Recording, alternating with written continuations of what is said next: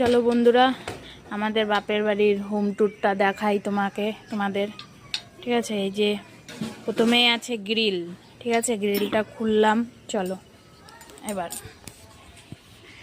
গ্রিলটা খোলার পর ওই যে ওইখানে কলপার, ওই যে কলপারটা পরে দেখাচ্ছি। চলো, গ্রিলটা খোলার পর এই যে ছোট্ট একটা ঠাকুর ঘর আমাদের।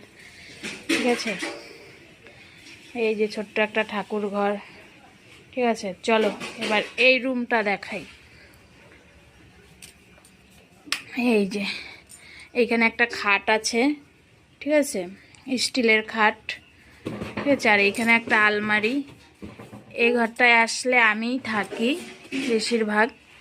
ঠিক আছে, এই যে, আর এইখানে একটা টুল আছে, সেই টুলটার উপরে কাতা কুতা রাখা হয়।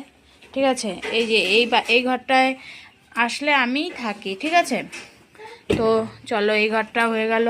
এই ঘরটায় বেশি কিছু নেই, দেখো একটা খাট, একটা আলমারি, আর কিচ্ছু নেই এই ঘরটায়। ঠিক আছে, তো চলো এবার চলো রান্নাঘর দেখাই। এই যে এইটা হলো আমাদের রান্নাঘরের পাশে একটা টেবিল আছে। এই টেবিলটার উপরে সব রান্নার মানে থালা বাসন টাসন থাকে। ঠিক আছে, তো এই যে বোতল জলের। এবার চলো রান্নাঘরটা ঘুরিয়ে দেখাই তোমাদের।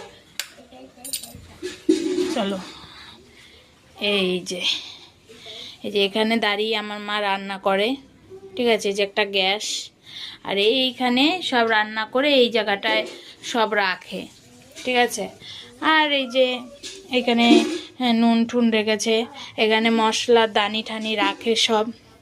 আর এই যে একটা বটি, আর এইখানে সব সবজি টবজি রাখে।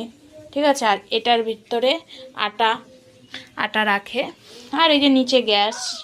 ঠিক আছে, আর এই যে একটা কল, এখানে বসে থালা বাসন টাসন ধোয়। ঠিক আছে, আর এই যে একটা মিট কেস আছে।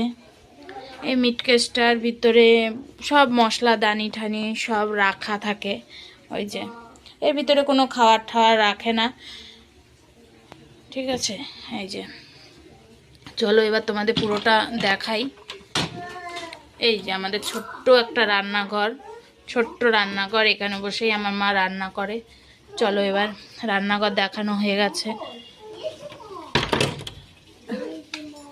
এবার চলো এই ঘরটায়। এই ঘরটায় ঢুকতে আমাদের একটা দরজা আছে। ঠিক আছে, এই যে দরজাটা, এই যে দরজা, এই